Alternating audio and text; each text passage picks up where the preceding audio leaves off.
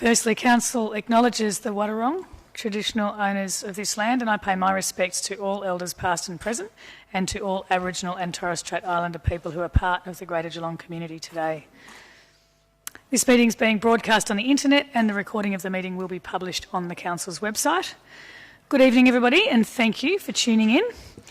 Given the circumstances where we can't have members of the community here with us in the gallery, I'm glad that we can once again share our discussions with you via the live stream. And although we do have the opportunity to have these meetings in a virtual capacity now, thanks to the state government as of last Thursday, we've elected to keep up the social distancing and attend in person.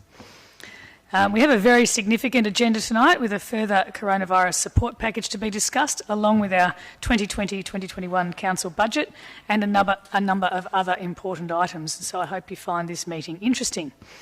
Before we get to that, a very big thank you to everybody in the Greater Geelong community for the way that you embraced a very different Anzac Day this year. The images of people reflecting in their driveways by candlelight at dawn on Saturday morning were touching and a very wonderful tribute to those who have served Australia at war. We've all had to adapt in different ways during this crisis, and Saturday was yet another example of our community being willing to accept change and do the best that we could in the circumstances, and it actually lent itself quite well, and it was quite a touching way to do it.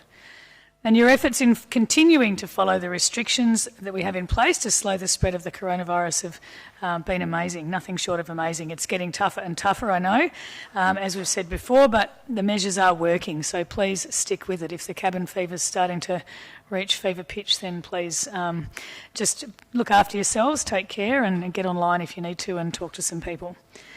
It's also very important that we acknowledge the tragic event in Melbourne last week, and the loss of 4 police officers in the line of duty on the Eastern Freeway has saddened and absolutely shocked us all. It was Councillor Murray that suggested we acknowledge this tragedy using a minute's silence, and thank you, Councillor Murray, for this thoughtful gesture. Our thoughts are with the officers' families and friends, as well as all Victoria Police members, who are no doubt absolutely devastated at the moment. So if everybody in the chamber, and please those people online also, could join me in observing a minute's silence to honour these officers. Please, again, watching the live stream, join in. That would be great. Thank you.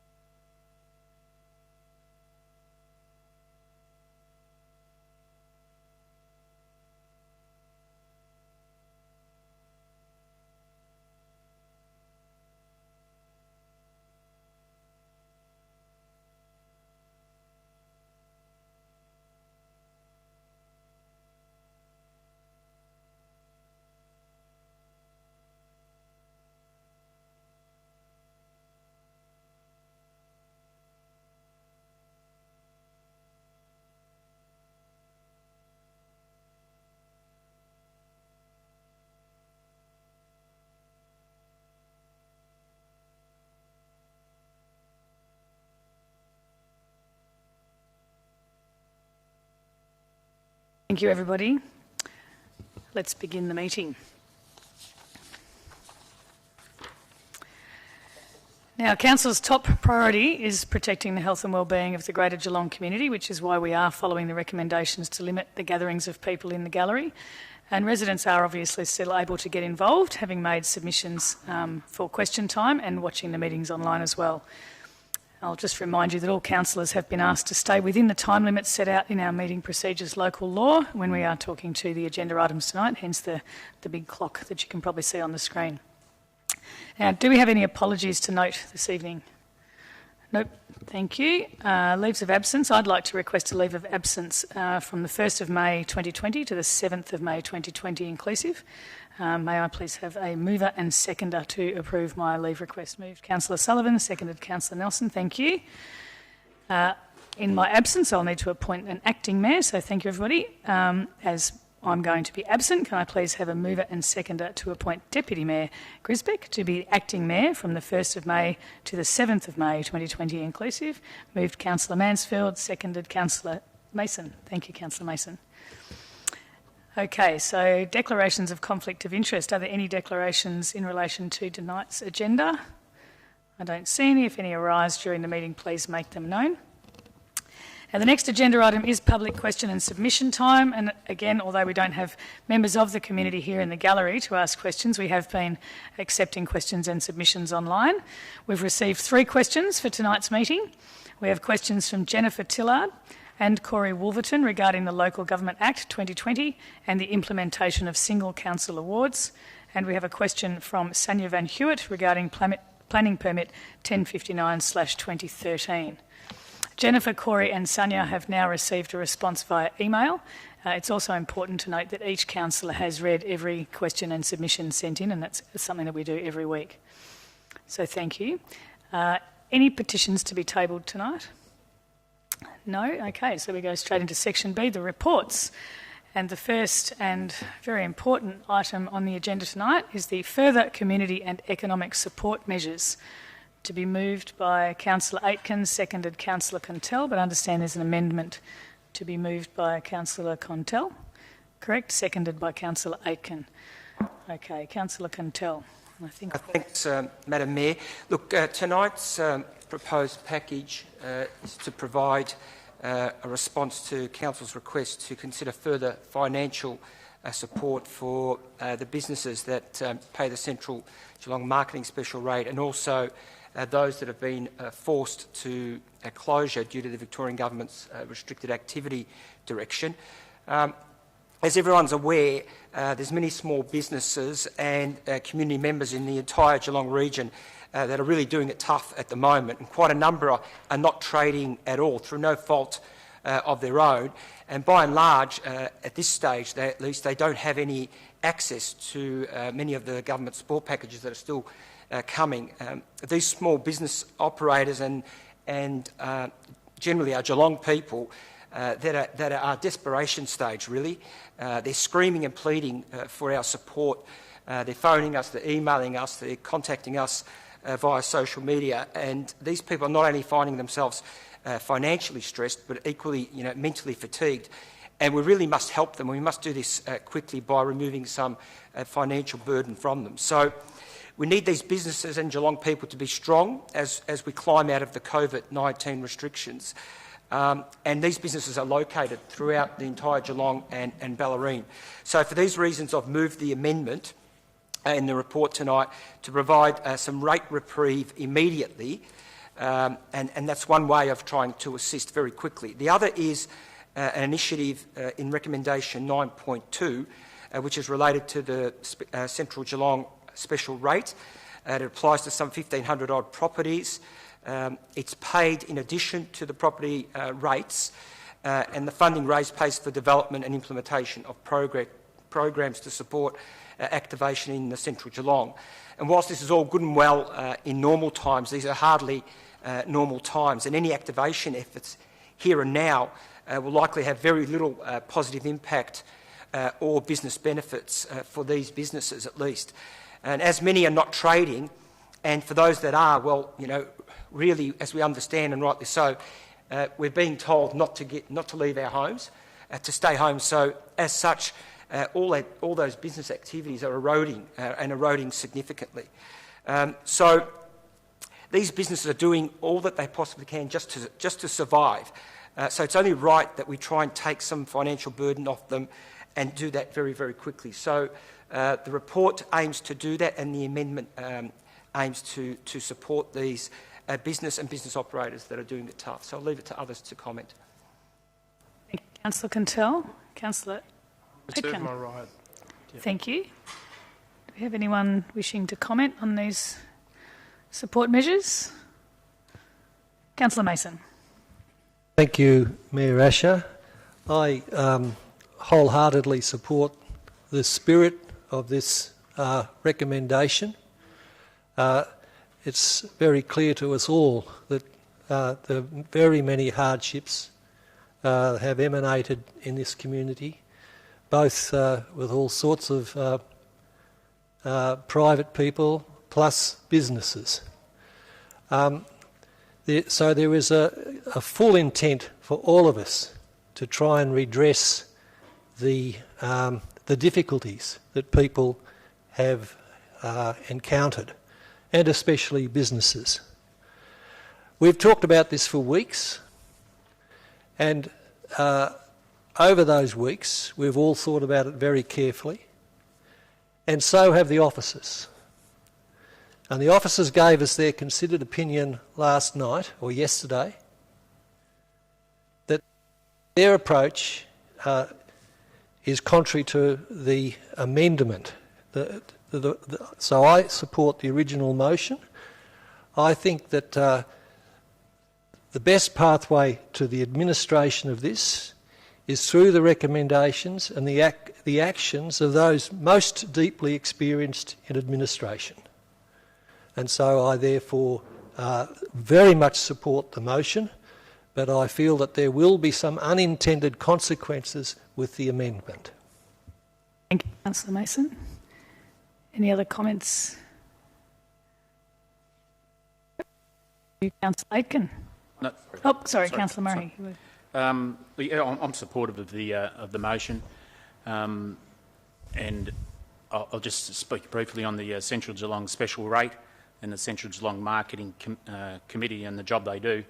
And I think it's so important for that committee to stay viable, and probably more important than ever for the work that they do in the marketing of the businesses within the CBD. They do a fantastic job, and in a meeting with them, representatives of businesses last week, they were unanimous in expressing, strongly expressing their wishes that this continue, and in fact do as much marketing within the CBD as possible, because when the COVID-19 restrictions do lift, and when they do lift, these businesses have to be ready to go, and we can't wait for the green light and then start. We have to be ready to go now so that the wheels are spinning, and as soon as we get the green light, well, those businesses are in front, because as one of the more prominent business people in Little Mallet Street expressed his opinion that a tsunami of marketing will hit, and these businesses that pay the rate have to be out in front. So I endorse this recommendation, and of course the businesses Geelong-wide too need the support, and it does this. I question the 130 businesses. I really a little unsure where that number comes from, although I have been given an explanation. But in Central Geelong, out of the 217 retailers, 118 closed. So that's 118 out of the CBD, and yet we're talking 130 Geelong-wide. So the numbers may be a little bit miscued, but I understand the spirit of it, and that the officers will adjust where possible. So I endorse this recommendation. Thank you, Councillor Murray. Councillor Mansfield. Thank you, Madam Mayor. Look, I just will speak very briefly. This is I support the spirit of the certainly the original motion. The amendment I will support, but I will note that I suppose with 9.1.1, which opens up this ability for any business who's been affected or forced to close as a result of the rules to apply for a rates waiver beyond the 130 we've identified. It does open us up to some financial risk there, because we're not sure how many of those businesses may come forward. I'm very much in favour of supporting them, but there is a question mark about how much that will cost beyond what we know for those 100 and what we're estimating for the 130. So I think as a council it's important we're aware that there is some financial risk involved in supporting this amendment. That said, I think it's important we do support our local businesses based on the advice we've been given. Hopefully that 130 has captured most of the businesses who have absolutely been forced to close as a result of the state government directives, but I'm just mindful that it could be a much larger number than that. Thanks, Councillor Mansfield. Councillor Grisbeck.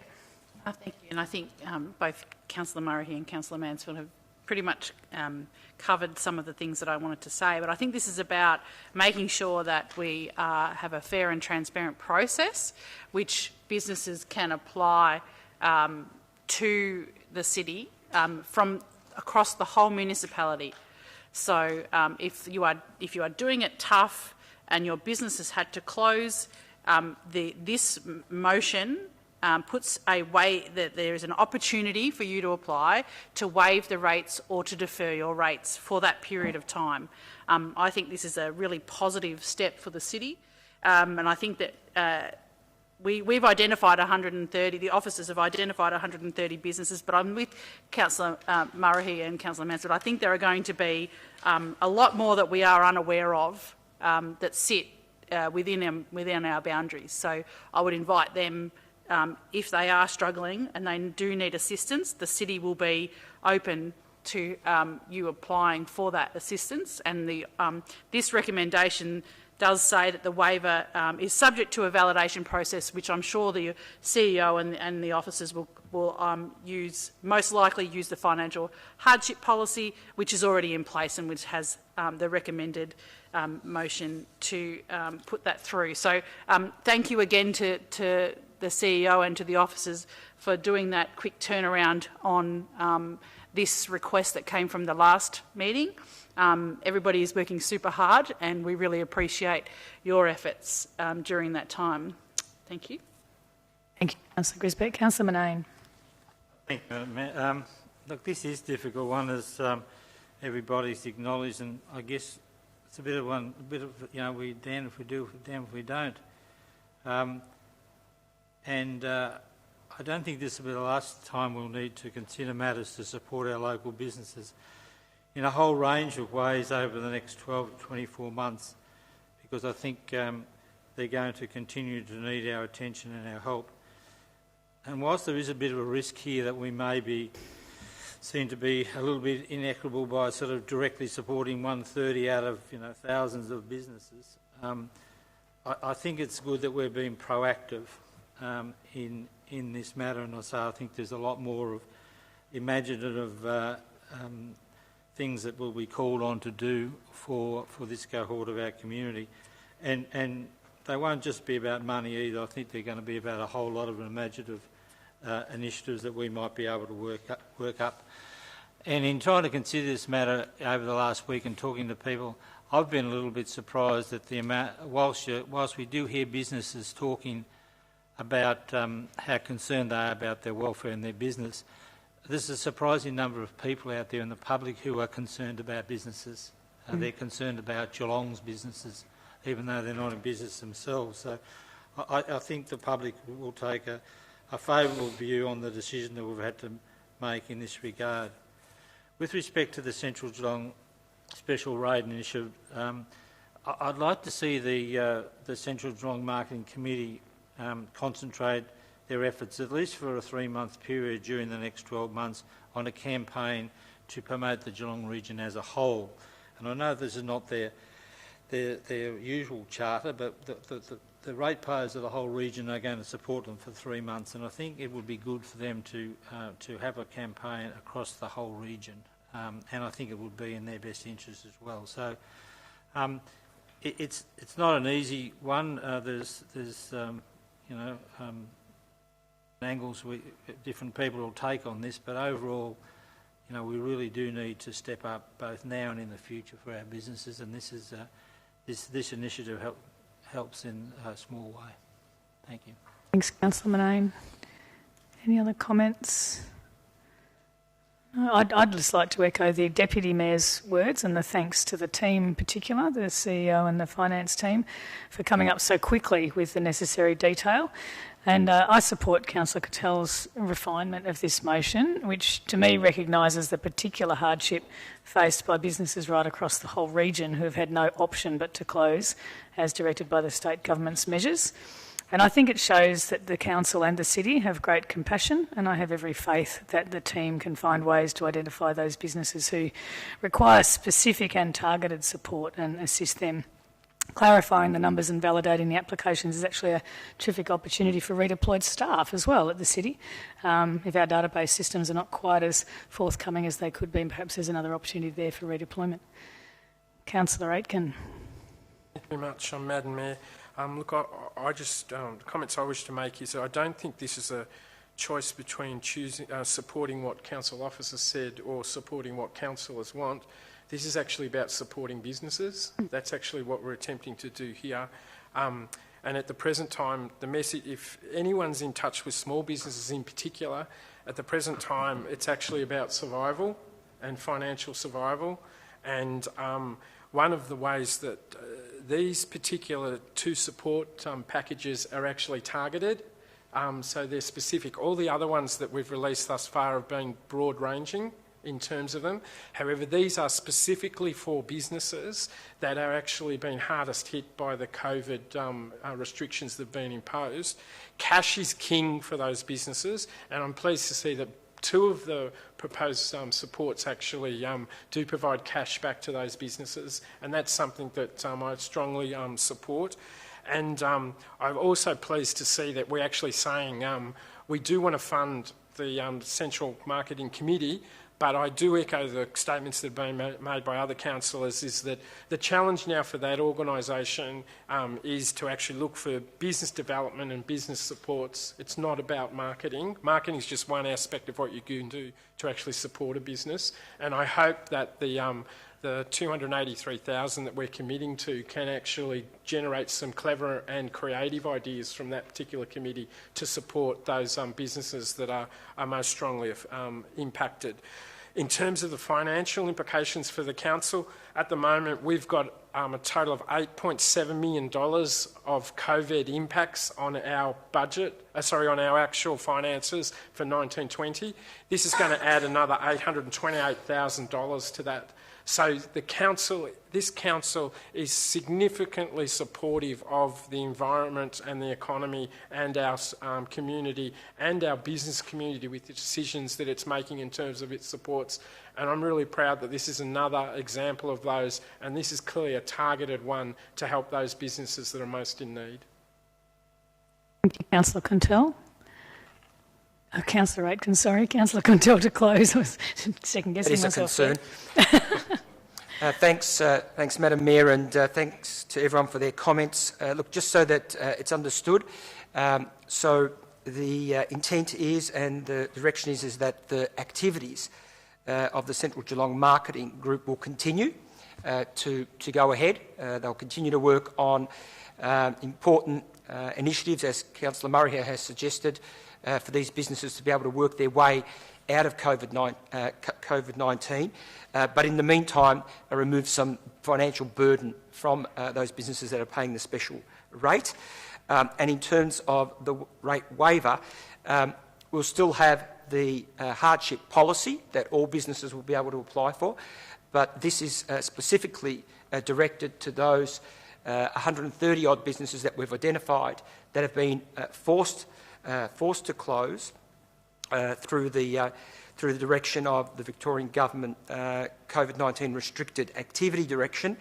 But there's also an opportunity there, should we have not identified all the appropriate number of businesses, that if there's businesses there that can prove that they fall in under that restriction and have had to close and we haven't identified them, then they can still apply to us for the same waiver.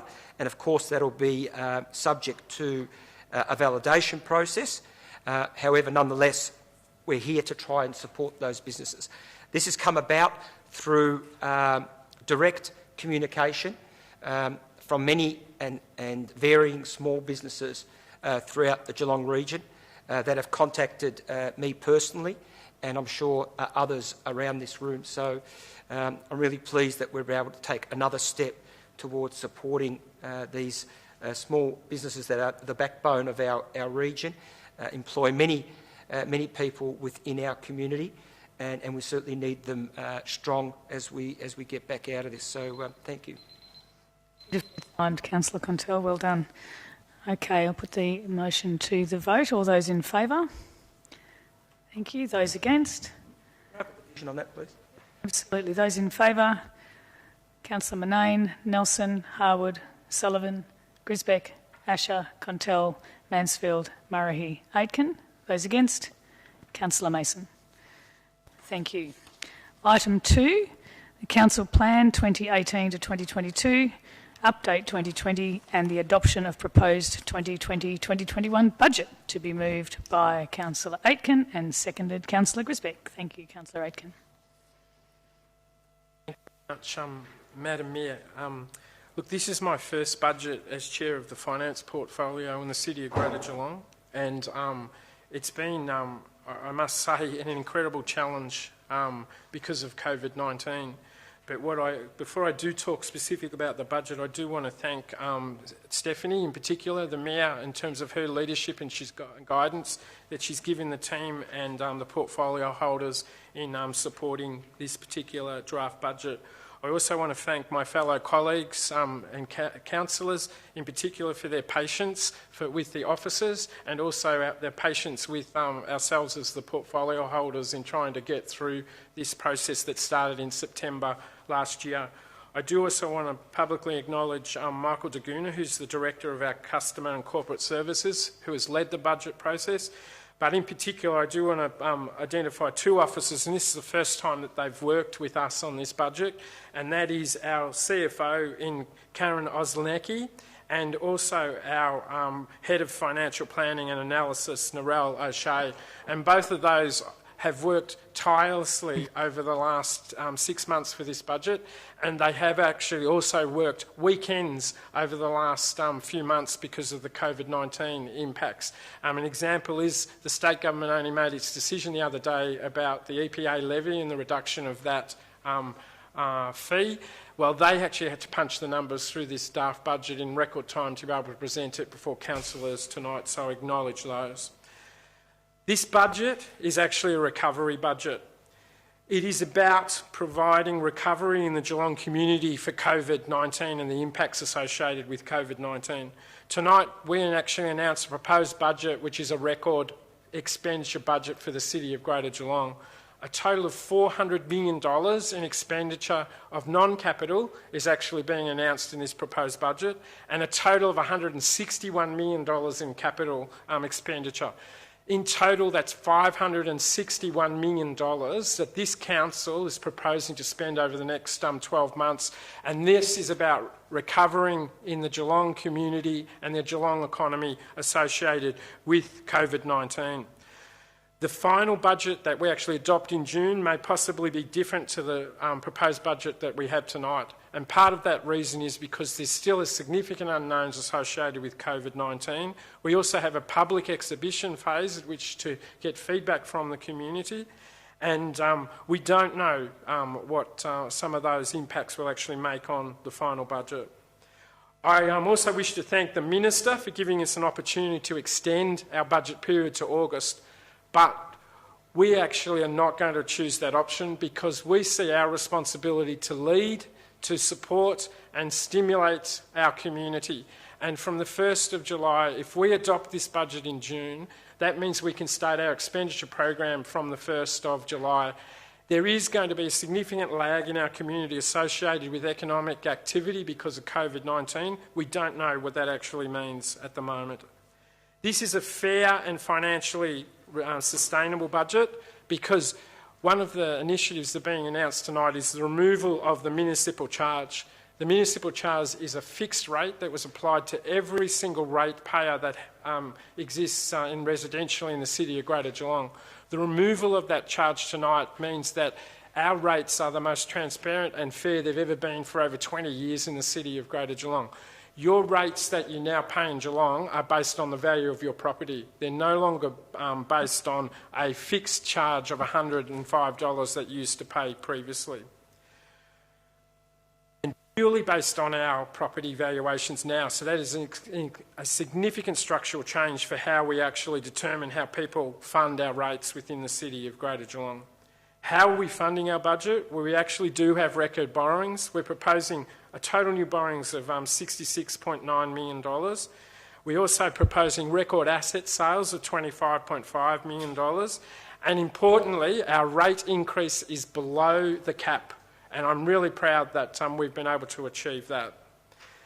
Councillors have also personally intervened in terms of some of the fees and charges, and has set a strategic principle of putting a cap on our car parking fees, and that very much responds to the financial impact that was made on council previously. The state government is actually predicting the following for Geelong. We are expected to have our unemployment go from 5.2 to 11%. We are also expecting our gross domestic product to be reduced by 14%. We are also expecting our housing prices to drop by 10% by the end of this financial year. And we already know the industry sectors that are hardest hit by COVID-19 being discretionary retail, hospitality, tourism, international education and our arts and cultural sector. Our proposed budget tonight tries to help the community and help the economy in Geelong. We are one of the few businesses and organisations in Geelong that have the capacity to be able to spend $561 million within a 12-month period, and that's what this proposed budget is attempting to do tonight. Thank you, Councillor Aitken. Well said. Councillor Grisbeck? If I might reserve my right, please. Hey, anybody else like to provide comment? Councillor Contell. Thanks, Madam Mayor. Well spoken, Councillor Aitken, and great work by everyone involved. I'm very positive about the budget. Only area I'm disappointed in, even though we've made some leaps in this space, is on-street parking fees. I would have preferred that we had no rate increase for this fee. However, my influence was not strong enough, but that, nonetheless, it is a minor increase. But I'd just like to point out a couple of key projects that I think the community will be extremely pleased with. One is the energy and efficiency renewable works with the lighting upgrade and solar panels to many of the city facilities, some $180,000 going towards that. But the Newcombe Football Club and Netball Club for many years have been lobbying for their change room upgrade and their lighting installation. It's been great to meet those guys, Councillor Sullivan, Councillor Asher, as well as Councillor Harwood, close to the club, have been supportive of this. We've got some $425,000 going to the club there. I know that Scott Smith and Matt Farrow, the President, will be extremely pleased. Also the Hume Reserve, the Corio Soccer Club, for their change room upgrade, some $150,000 going towards the planning of that, and also another $200,000 going to the Hume Reserve master plan, which I know Mario Gregorio and the team down there will be extremely pleased with. And the Panthers and the Rangers and the Bowls Club up at Myers Reserve have been driving on that goat track for decades and decades and decades. We're going to bitumise that, some $500,000 going towards that.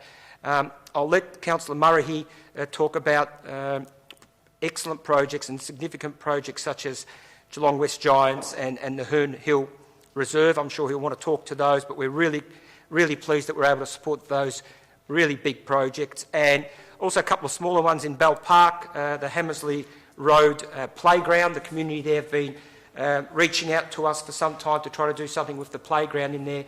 I'm sure we'll be able to come up with something really neat and tidy down there for some odd $80,000 going there, and also $400,000 going towards the Rippleside playground in North Geelong as well. So some great projects in all areas of Brownville, but particularly proud of the ones in the north and also the Newcombe area. Thank you, Councillor Contell. Councillor Sullivan. Thank you, Mayor Usher. And I endorse the words of Councillor Aitken and Contell in regards to some over-the-arching projects we have going on here. I would like to just shout out a few projects myself, if I may. I'm particularly proud that in this budget, a couple of large ones, continued support for the Geelong Art Gallery redevelopment, particularly the business case renewal for the expansion to Town Hall.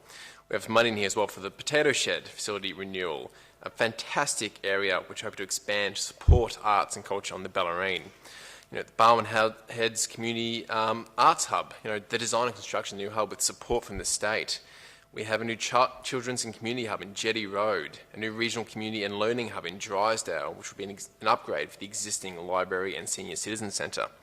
Completion of the Ballerine Enhanced Broadband installation, which is high-speed internet, most specifically for students, which is direly needed in this time of day. We have the Drysdale Sporting Precinct, continued funding. We have money for Condina Reserve, Port Arlington Rec Reserve. As Councillor Contell has said, Newcombe Football and Netball Club, $425,000. That is extraordinary and couldn't have happened without his efforts as well. So thank you, Councillor Contell. Leopold Football Club Master Plan, a fantastic funding for that to increase soccer in the Leopold area. I'm extraordinarily proud of the North Ballerina Aquatic Centre, $750,000 in this budget. That is going to be an absolute landmark project. We've got money for resealing, or not for the resealing, but for the sealing of roads in the first place in Port Arlington and St Leonards, where most residents still live on dust roads. That is absolutely needed. We have safety upgrades, we have streetscapes, and we have ceilings of car parks everywhere. This is just, I'm very proud of this budget. All these items here are exactly what the community needs. It's been very difficult trying to get this in at this time of well. We're all aware of what's going on and the impacts on our budget. So to be able to keep the city running, keep things going, but as well being able to deliver projects for our community, the way this is balanced out, it's been a lot of hard work. I'd like to thank the officers and councillors and just show my support for this budget. Thank you. Thank you, Councillor Sullivan. Councillor Mason. I'd just like to enhance Councillor Sullivan's excellent summary of all of the wonderful things that are happening in the Bellarine, or that can happen now with this budget. There were 2 or 3 things that that he did leave out, and probably I'll have left a couple out too for you, Mayor Asher. But the St Leonard's skate park is one, the St Leonard's beautification is another, and I'm very pleased and proud that the Restoring the Rural Landscapes project continues at $5,549,000 over the whole municipality, not just the Bellarine, the whole municipality. And of course, over the whole municipality, the shared master trails plan will continue to progress. Councillor Mason. Councillor Manane. Madam Mayor, I'd just like to add my support to the budget and congratulate the team in putting it together. I think the strategy of creating a pretty stable baseline around the break-even and accept a deficit position around the COVID-19 initiatives and other COVID-19 impacts is a pretty sensible approach. And quite frankly, we didn't have another option. And so well done in what's been achieved there. And equally, taking the step to get us back to a break-even profitability proposed at this stage for 2021-22. The level of capital expenditure is great to see, the 161. We really do need to keep investing in our community, and all of those projects will be valuable as this budget year rolls on. Probably worth just noting that this is the first budget that will be impacted by Council's new administration officers, including the $9 million for the IT upgrades, and that'll obviously help to drive some greater efficiencies in Council, especially once they occupy the new building, and I think there's about $10 million in there for the construction itself. So we're now into that stage of our new premises. From a personal perspective, I'd like to thank my fellow councillors for their support in helping to deliver two projects that go to the most urgent needs in our community, which is emergency food and homelessness. Both of these items are substantially supported in the budget, and I thank you all for your support in having them put in there. And as we would all see, timing could not be better for those initiatives. And there are also quite a number of Cardinia Ward projects, and I see Councillor writing them down there, so I won't steal your thunder, Councillor Ron, and I'll let you go over them. But thanks again for everybody for the work on the budget. Thank you, Councillor Manane. Any other councillors wishing to comment? Councillor Murray. Thank you, Madam Mayor, and I thank Councillor Contell for that nice handball before, and to lead me into speaking on the Western Oval. And it's really an exciting project to bring Western Oval out of the last century, and soon will be a regional facility. So that's going to be a great project, and along with the Herne Hill Reserve Pavilion construction, so the St Joseph's Football and Netball Club up there, and of course St Peter's Cricket Club as well. We shouldn't forget those. So work has already commenced on that project, and hopefully might be completed by the end of next year, all going well. Another item that I'm particularly pleased about is $50,000 for a master plan for the Chilwell Library and the possibility of becoming a community hub. It's one I've particularly had my eye on and pushed for a little while now, so I'm particularly chuffed that that's in this year's budget. And also the Thompson Reserve gender neutral facilities to be installed there. And just last, I know I've spoken about Eastern Beach a few times in this chamber over the years, and I think a big lot of money has to be thrown at Eastern Beach in the near future to bring it up to scratch. But it's good to see that there's some new shark grills that will be you're spending money where you actually can't see the job, but they will be done, and also new work on the toilet facilities there at Eastern Beach that became a problem over the summer. So a few items there for Brownbill. So it's good. Thank you. Councillor Murray. Councillor Harwood. Madam Mayor, just a couple of observations on some of the comments and as we've gone through this process. One thing Geelong's been really good at is recovery. We've seen in recent times, Ford, Shell, Alcoa, well documented, and the doom and gloom we went through there, and the despair in the community, the loss of jobs, and what are we going to do about it? Well, quite simply, the community rallied, we worked hard with the state government, with the federal government, and we started to adapt to the circumstances that we were in and look to the future that we see today. So Geelong is one of those very resilient, very strong, very strongly community-bonded cities, and I'm sure that COVID-19, while it's presenting all sorts of new issues, we are dealing with them, and we will come out, still a very strong city because we're able to adapt, and we do that. We saw the adaptation through the social insurances, we saw our tourism rise, we saw IT hubs become quite prominent. So we're a very innovative city in that regard. I'll just make a quick observation. We've made a commitment to a very big spend to the community, which is I support. But we also need to remember that we've also made a commitment to asset sales from the council. So I just make that point that we still need to look at how we're going to pay a portion of the big bill. So we need to be still committed to the whole process, not just a part of the process. And I think markets will have a big say in how the recovery does take place. Yes, there are a number of businesses that we may not see again in our region, but markets will dictate what we do see and how a lot of those businesses reform or regroup or disappear. So again, we've seen Geelong be very strong in that space. My final point is in relation to the Capital Works program, which is huge again. And I just want to make a quick comment about applicants who may have missed out in this round of potential funding from the city. Is those particular applications don't go away. We keep those on the books, they stay live, and when we get the opportunity or circumstances change, climates change, whatever it might be, we can revisit those applications and still keep them as possibilities. They don't get dismissed out of hand and never seen again. They do stay there, and as I say, if the pressure stays on us as councillors and as a council, I think we can always find a way to somehow get a result somewhere. So if you've missed out in this particular round, don't despair. Still keep your project live, and we'll do our best to make sure that everybody gets every opportunity through different budget processes. Thank you. Councillor Harwood. Councillor Mansfield.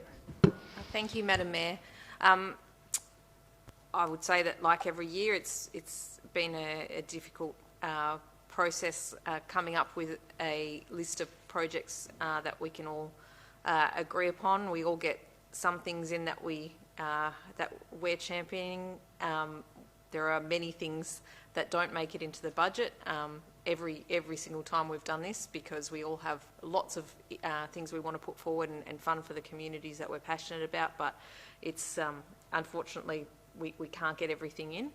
It's the same this time around, but there are a few that I'd like to highlight. My fellow Brownbell ward councillors have highlighted a lot of the ward-based projects, but there are a few broader projects that I'm really pleased to see listed in this draft budget, including Vital Communities, which is about funding the implementation of, at least the initial stages of our social housing plan, and also our social equity strategy.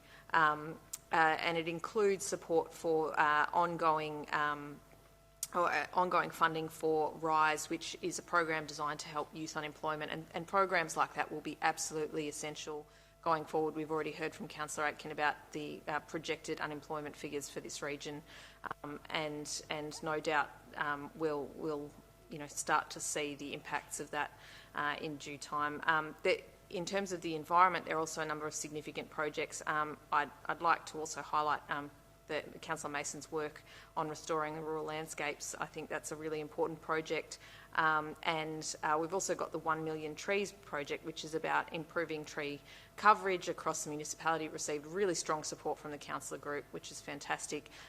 There are so many benefits to additional tree canopy in the city, and for environmental effects, social health and wellbeing, biodiversity. So that's fantastic to see that made it in, and the energy efficiency programs that Councillor Contell has already. This is a draft budget. It's going out to the community for feedback, and I think perhaps this year more than previously, we really need to hear from the community about what you need at the moment to help you through this period, and ideas about what more we can do to support you and to help stimulate our local economy. We're putting this draft budget out that has had to change a little bit here and there because of the rapidly changing situation we're in. We fully expect it to change again before we adopt it, and this is the time for the community to tell us what they think of this budget, but also if there's something else that we're missing or that they are needing that we should be including in this budget. So I'd really encourage the community to. We are absolutely listening. Councillor Mansfield, beautifully timed. Councillor Nelson. And then okay. Thank you, Madam Mayor. I don't want to say what everyone else has said, which will be pretty hard because I think everything's been covered, but I just want to talk about a few of the capital works projects that are in our ward, Cardinia ward, that we've been fighting for as a group of councillors, and I put it to my other fellow councillors, so we've got some of those up. And they are the Highview Estate Reserve on Grantham Drive. That managed to get $450,000 on top of, it's hard to look through my glasses, on top of the $150,000 that we got from the developer. So a $600,000 project for a playground. Once COVID restrictions lift, it'll give those people up in that new Barrable Hills estate somewhere to kick the footy, because at the moment they can't even kick the footy on that playground because it's on a 45-degree angle. So just little things like that around the ward. Armstrong Creek Men's Shed, as we all know, mental health will be a serious issue, even more serious than what it is now in the months and years ahead. And the Grovedale Men's Shed hasn't had a proper home for quite some time, and now they'll be getting $600,000 for a new home in Armstrong Creek at Mount Dunedin, which is fantastic for them. And it will also allow for a community garden at the front of it as well. So that will really help with mental health in our area. Tim Hill Reserve will be getting $100,000 to make the ground bigger and make it more user-friendly, not just for kids, but also for adults as well. So again, once restrictions lift, people can go down to that reserve and it'll be used for more than it's currently used for now. Geelong Amateur Football Club, I can't remember the amount off the top of my head. I think it was 595,000, I think. But they've got 1,000 plus playing members there, one of the biggest clubs in Geelong, and that will provide for lights for the bottom oval, and they'll transfer the lights down on the bottom oval up to the top oval. So, reusing some of the infrastructure they've got there now to allow them to play football at night, because, as we all know, women's football is exploding, and once the restrictions lift, there'll be people everywhere, and we need to cater for that. We need to prepare, and we are as a group, and I think that's fantastic. Armstrong Creek Library and Community Hub, again, another $300,000 for design work for that, because, as everyone knows, libraries are my soft spot, and community hubs as well. So it gets people out of their homes, and they'll be desperate to get out of their homes pretty soon. They probably already are. Queen's Park water irrigation for the golf club. Once golf starts again, that'll be another $500,000 for the golf club to be more sustainable.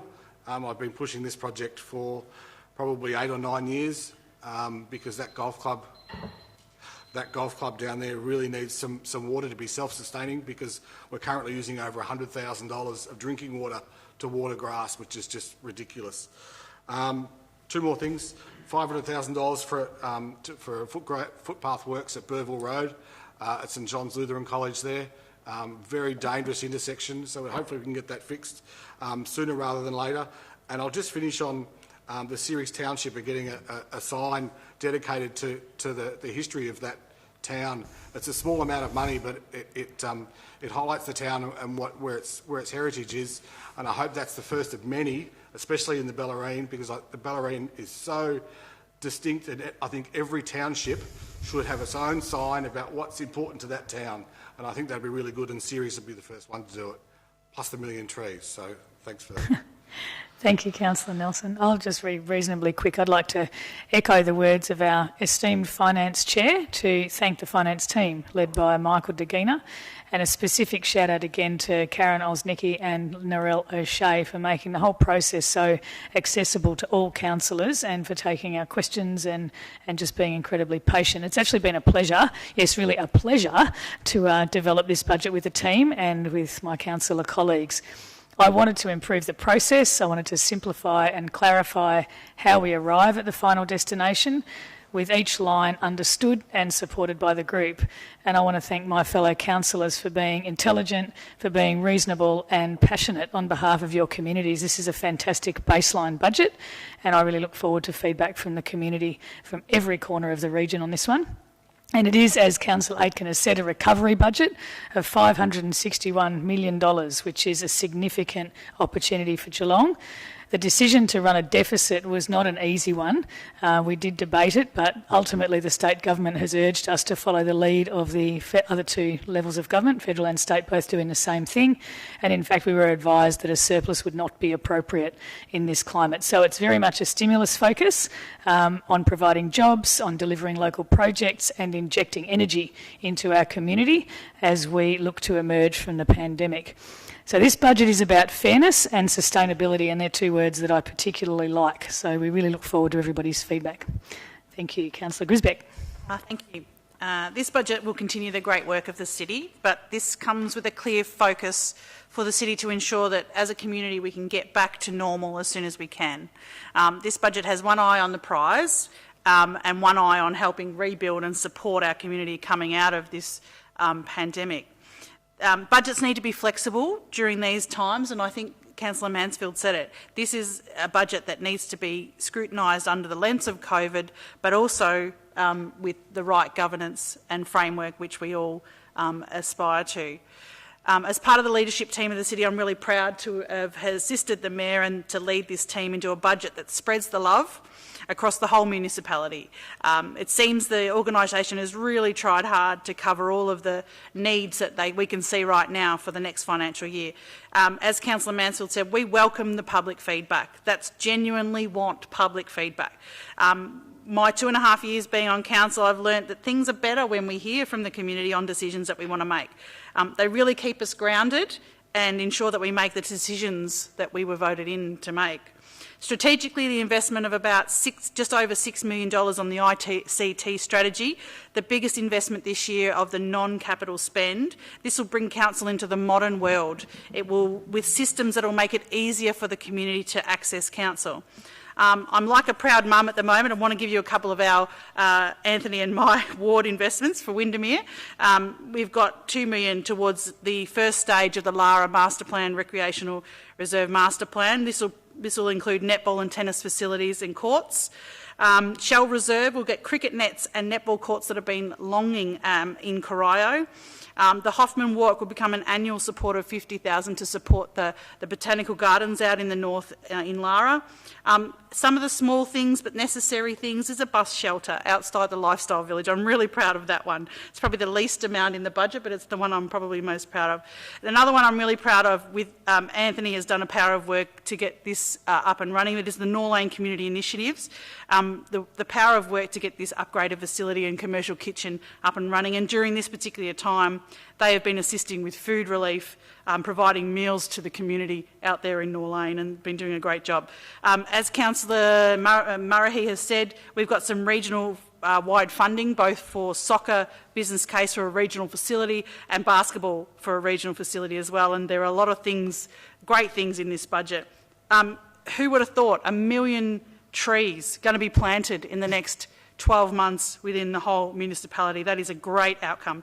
So in closing, I'm really proud to be part of a council that really cares for its community. Thanks again to the team, Michael, Karen and Narelle, and I think they've done an amazing job this year. Thanks to my ward partner, Councillor Aiken, you've done a power of work with the team to ensure we get a good budget for the community. And well done to all of the councillors on the process that we got to get to this stage, and I'm really proud that we've worked together. Thank you. Councillor Grisbeck, beautifully timed as well. Councillor Aitken to close. Thank you very much. To close, I do just want to talk just briefly again about the Geelong economy. Look, we don't know what economic shocks we're still going to occur. What we do know in Geelong is that Avalon Airport is essentially closed. Deacon's taking a $200 million hit. Viva Refinery has suspended capital expenditure of $120 million. But it's fantastic to actually listen to the councillors tonight, because unity in politics is very unusual. But what this budget has actually done, and COVID-19 has brought unity to the Geelong Council. And as you heard from all the comments from the councillors tonight, we are united behind this proposed budget. This budget is showing leadership, this budget is showing support, this budget is showing stability to the Geelong community. And it is a fair budget. The municipal charge removal means that 61% of residential ratepayers are going to have a rate reduction. It's a fair budget because the expenditure on capital works is actually spread throughout the whole of the Geelong region, based on the comments that all 10 of my colleagues have actually said tonight. I'm proud of what we're presenting tonight. I'm also encouraged that we understand the importance and we accept our responsibility and the challenge that we have, which is to support our community, to support our economy, and we actually are in unison with our state and federal governments, where they have adopted the same principle. They want to support their community during this unparalleled time. We're doing it in Geelong tonight. We're announcing a recovery budget. We are united behind this proposed budget, and I commend the budget to everybody. Thank you, Councillor Aitken. On that note, put the budget to the vote. All those in favour? Thank you. Those against? Carried. Well done. Thank you, everybody. Item 3 is the 2019-20 loan borrowing provision of $25 million. And may I have a mover, Councillor Aitken, and seconded Councillor Grisbeck. Thank you, Councillor Aitken. Just very quickly, this is actually more a procedural motion for council. It's actually we're reducing the amount of borrowings that we're requiring for this financial year. We originally had about $32 million expected in borrowings. Essentially, we're only exercising a right for $25 million, and this is a procedural motion at which to go out there. Why are we borrowing less? Well, we haven't spent as much in some of our capital works areas, and we've actually had some efficiency and savings as well too in terms of our operations over the last 10 months on the council. So this is just a procedural motion to actually undertake a tender process to obtain $25 million worth of borrowings. Thank you, Councillor Aitken. Councillor Grisbeck? I just second that motion. I think Councillor Aitken has covered it fairly well. Thank you. Thank you. Has anybody got any comments or questions on that one? No? Great. Thank you, Councillor Aitken. To close? Further to add, Mayor. Okay, let's put that one to the vote. All those in favour? Thank you. Those against? Carried. Item 4, Youth Council First Report 2020. It's such a shame they can't actually be with us in the chamber tonight, but we are carrying on some virtual meetings. So, okay, this is to be moved by Councillor Mansfield and seconded Councillor Manane. Thanks, Councillor Mansfield. Thank you, Madam Mayor. I'd like to thank the Youth Council for their first report. It's obviously been a different start to the year to perhaps what all of that council and any of us would have imagined, but it's great to see that they are continuing with the work of the Youth Council and have identified their priorities for the year. I think I made similar comments last year, but I think young people see things with a clarity that sometimes we don't when as our lives get busier and we end up being torn between many different issues in our lives, we sometimes lose focus on what are really the most fundamental and important things in our community, and the priorities that they've identified highlight that mental health and wellbeing, environment and sustainability, and safe and accessible communities are what our Youth Council see as the top 3 priorities for their group and for young people in our region this year. So I really look forward to seeing what our Youth Council come up with this year. I think their input will be more important than ever. Helping young people to navigate this very difficult time and come through it will be extremely important. I think in particular the impact on young people's mental health and wellbeing can't be underestimated. I know many young people are really struggling at the moment. The disruption to all aspects of their lives, their schooling, their social networks has been tremendous already and will continue to be for some time. So I really commend the work of our Youth Council. We will once again have our Youth Mentoring Connect program where each of the youth ward councillors are connected with us as a group of councillors in our respective wards, and I look forward to virtually meeting our ward youth councillors in the coming months and working with them as well. And I'd like to just open it up to my fellow councillors for any of their input. Thank you, Councillor Mansfield. Councillor Manine. Oh, thank you, Madam Mayor. I'm very pleased to second Councillor Mansfield's words and to welcome the 11 young people who are forming our new Youth Council Advisory Committee, and we'd like to congratulate them all individually, and we very much look forward to working with them as we have done with our previous Youth Council. And from a Cardinia Ward Council perspective, congratulate Ashley Delaney, the new Deputy Junior Mayor who comes from Highton, and I hope I get these pronunciations right, but Fadila Mahmood who from Mount Dunedin, and Banjo Uphill from Armstrong Creek. So those 3 young people will be working with Councillor Nelson and Councillor Harwood. And also to congratulate a newly appointed Junior Mayor, Fazana Hassani, I think it's pronounced. Again, it'll be a pleasure to work with them. And I see in the notes here that through a vote the Youth Council has identified their top priorities for 2020 of the most important issues for the region's young people. And they don't come as any shock to us, because I think for those of us, and I'm sure we all have as councillors and have an understanding of what drives young people, the issues of mental health and wellbeing, the environment and sustainability, and safe and accessible communities are things that we would expect from bright young minds like we have in this group. So we wish them all the best. We look forward to working with them, and we congratulate them on their appointment. Thank you, Councillor Manine. Any other comments on Youth Council? Councillor Grisbeck. I just quickly wanted to say I hope by the June meeting you will be able to meet virtually online the new junior councillors. I think it'll be really important that we have our mentoring sessions, but we also would like to have them in the chamber, and then for us to show united leadership with the junior council. And one of the things that I wanted to call out was Fazan, the new junior mayor, has made it really clear that she would really like to say to the young people that they need to speak from the heart, and that shows me that's really important for the young people, that they speak what is really true to them, and that they are not afraid of talking about the really hard issues. So I'm really proud we will get, in the Windermere ward, we will get to mentor them over Zoom or Skype or one of those apps, but I think it's really important, once with the restrictions are lifted, I would really like to integrate and ask them to be part of a lot of the things that we do going forward, and I think their view is really important in our community.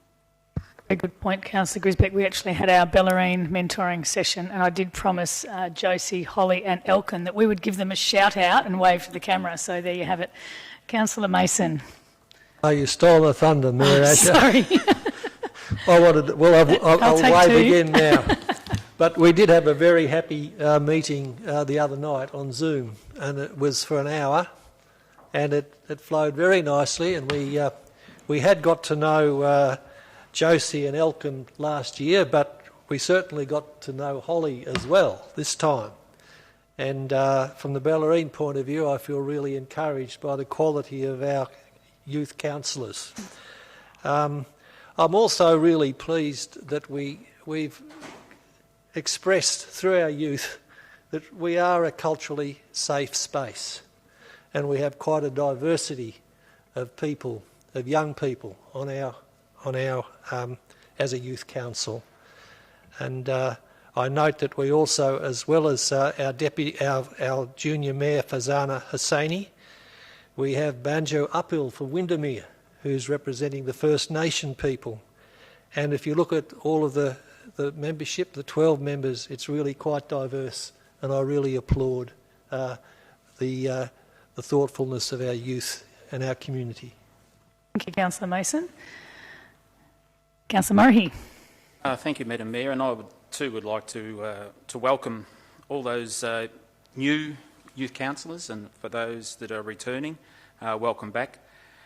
And Councillor Grisbeck mentioned that the youth mayor like to speak from the heart, and I'm going to do that now, and it's about tackling the hard issues.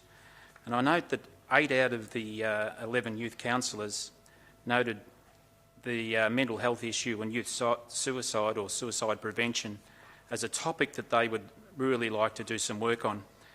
And it would be remiss if I didn't mention that in the last 24 hours we lost another youth to suicide within our area, and I think the third in very recent times that I know of, and perhaps others. So it is a very, very real problem, and it's actually devastating. You feel sick in the stomach when you hear this news.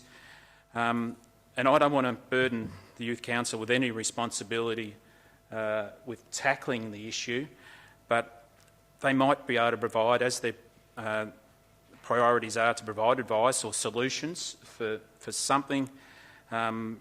It's how do we stop it? And does the council play any role?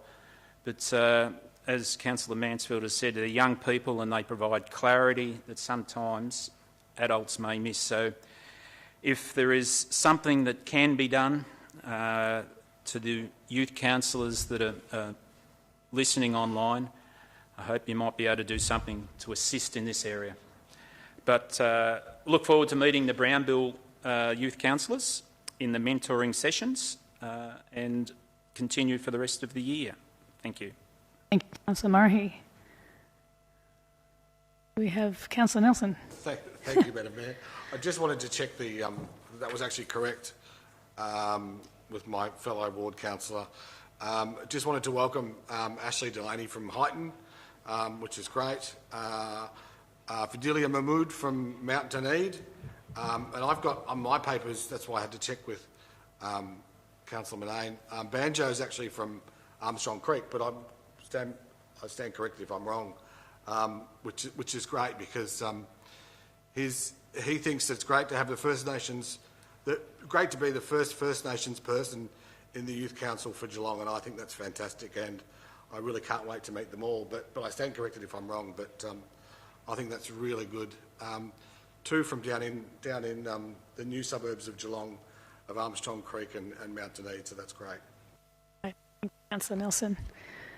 Any other comments? I have Councillor Mansfield to close. Nothing further to add, Madam Mayor. Great, thank you. We'll put the motion to the vote. We don't need to wait for Councillor Grisbeck to return, do we? No. No. Okay, we'll put the motion to the vote. All those in favour? Thank you. Those against? Carried. Thank you. Item 5 is the Draft Environment Strategy 2020 to 2030. Moved Councillor Contell, seconded Councillor Mansfield. Councillor Contell. Thanks, Madam Mayor. Look, there's been a power of work put into this draft strategy over an extended period of time, and tonight what we're looking to do as a council is to endorse the release of the Draft Environmental Strategy to 2030. It'll be going out for stakeholder and community engagement between April this month and the 26th of June. The development of the strategy, or the draft strategy, was a key action contained within the recently adopted sustainability framework, which was championed by our Mayor. So I'm sure, Mayor, you'll be very pleased with this. The implementation of the environment strategy will support, obviously, key priorities established by this same sustainability framework. The 5 goals, or key goals, within the strategy are to move towards zero emission, obviously doing that in a balanced approach, understanding that we've still got industry and things that we need to achieve, and this will take some time, but there's a balanced approach to that. Creating greener community spaces, contribute to the circular economy, which is something that we're working on significantly with a number of other strategies that are actually in this evening's agenda, particularly around the waste and resources. Reducing waste and protecting and enhancing and restoring our region's biodiversity. And of course, better integrated water management through planning and design. Some of the practical actions that caught my eye, and there's many, it's actually quite an exciting strategy, as are the 3 others that are coming here tonight. One is one that was heavily influenced and pushed by Councillor Mansfield, which was the development of the Plastic Wise program, and that is to phase out single-use plastics in our organisation by 2022. I think that's a ripper, and that's in the agenda for later on this evening. The development of waste management guidelines for permit planning applications to guide applicants on how to prepare a plan to manage waste and recycling in residential and commercial developments. I think that's really important because that's at the crutch of the building industry. Developing programs and initiatives to focus on avoiding waste and increasing resource recovery. I'm sure that Councillor Nelson and Harwood will speak further to that tonight. The one that I'm really interested in is working with government agencies, local government and also organisations such as businesses, including private businesses, to use recycled materials in things such as roads and buildings and infrastructure. It might be things as simple as using plastics and glass in bitumen, which we're doing a trial on, as we know, in the Norlane area at the moment, Norlane Corio. It could be footpaths, it could be playgrounds where we use rubber and recycled plastics. It could be in the new Hammersley Road playground or the Hume Reserve playground that will be going into Bell Park. So it's those types of initiatives, and also advocating strongly and loudly to the state government to promptly introduce a Victorian container deposit scheme. So some great work we're hoping to achieve, and we certainly encourage the community to give us good feedback on the draft strategy. As Councillor Grisbeck has already mentioned, it's really important that we get feedback. The goals are to help the city's decision-making and its operations and programs to reduce environmental impacts and to build resilience to climate risks and enhance our urban and natural environments. Before I hand over to others, and I'm sure there'll be many that want to speak to this draft strategy, I would like to publicly acknowledge and thank councillors who have put work into this, but also to our Director, Guy Wilson-Brown, for his leadership in this space. and also Rodney Thomas and his environment team, who have put an extensive amount of work and effort to getting our strategy to this point, along with our communications team, who have been working and will have to continue to work in getting the communication out about the plan and how it impacts the community and also our organisation so that we understand what the strategy will do for the community going forward. So with that, I'll leave it at the bell. Thank you, Councillor Contell. Councillor Mansfield. Thank you, Madam Mayor, and thank you, Councillor Contell, for your excellent summary of some of what this environment strategy contains. I'd also like to lend my thanks to Guy Wilson-Brown and Rodney Thomas and the team for all of the work that they've put into this. This has been an endeavour that's taken several years to get to this point. It's involved a lot of work internally, but there have actually already been several rounds of community consultation, and I really thank the community who've had input to this so far. One of the really fantastic things about the members of our community who are really passionate about the environment is that they do provide regular feedback to us on a range of initiatives, and I'd encourage them to do so again on this environment strategy, because as has been said tonight, things are always improved through community input. We have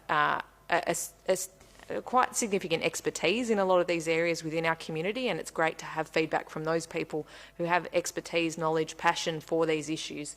I think the other thing that many in the community highlight for us is that no matter what we do, we can always do better. We can go harder, we can go faster, and we can certainly set our ambitions much higher with just about everything we've put in this plan, and I think we're all aware of that. And so please continue to push us and make sure we strive to achieve what we, push us harder, basically, because I do think that some of the targets we've set in timeframes, while I think they are ambitious and but still being achievable, could always be more ambitious, and I'm sure we'll hear some of that from the community. I think the other significant thing to note about this plan is that it is really seeking, and one of the things we heard strongly from the community throughout this process was that this needs to be organisation-wide, and we really need to embed a lot of these principles in areas that maybe don't traditionally think about environmental issues, and that is one of the key drivers behind this plan, is that it's embedded across the organisation and not just within the directorates that immediately are affected by, or that come to mind, obviously, for example, environment and waste. This extends far beyond those areas of our organisation, and it'll take time for that to be truly embedded within those organisations and how they approach strategy, how they approach all of their operations. But I think this is a good start to really getting the whole organisation working on these 5 strategic goals that we've identified in the environment strategy. Thank you, Councillor Mansfield. Any other comments? Councillor Mason. Thank you, Mayor Asher. I'd like to endorse very strongly the words of Councillor Contell and Councillor Mansfield, and also congratulate the officers and the community for the excellent work that's been done. And I'm also proud to have been involved in the development of this strategy during 2018 and 2019. It's a complex plan based on sustainability and supported by other related plans, including climate change, biodiversity, urban forests, rural landscapes, stormwater and waste resources, and environmentally sustainable design in new developments. And of course, this has been out for community consultation, as Councillor Mansfield said, on a number of occasions. And this is a really excellent document, and I'm sure it's going to be improved through yet one more consultation in the near future. And of course, there have been a great diversity of interested parties. environmental stakeholders such as Bellarine Landcare, the Geelong Environment Council, Geelong Field Naturalists, Geelong Sustainability and some authorities such as Barwon Coast. But it really went much wider than that, much wider throughout the community. And as Councillor Contell and Councillor Mansfield said, this strategy will now be permeated throughout our whole organisation. And as Councillor Contell said, we'll go on to embrace renewable electricity in our public infrastructure. We'll understand and support the circular economy, restore Indigenous biodiversity. And I hope, and I hope everybody has a similar sentiment, that we'll no longer waste large amounts of water on domestic street plants and gardens which are actually not adapted to this climate. And we've already found practical recycling applications for composting, asphalt, timber, concrete and waste management. And we're looking forward to more, such as food composting, landfill reduction and plastics regulation. And so we've got the responsibility of this wonderful heritage that we have. 133 kilometres of coast, 11,000 hectares of internationally recognised wetlands, 1,200 square kilometres of land. Much of this has been damaged over the last 200 years, and we and future generations inherit the custodianship to love and care for this forever. And this strategy, I believe, is well placed to guide us in that direction. And I'm sure the excellent work that's been done will only be improved by the 8 weeks consultation that's coming up. Councillor Mason, any other comments at this stage? No, I'd just like to also thank the team and Rodney Thomas in particular and Guy Wilson-Brown, and also to my fellow councillors Contell and Mansfield for sharing the portfolio. I really look forward to the consultation responses, and people please give us as much feedback as possible.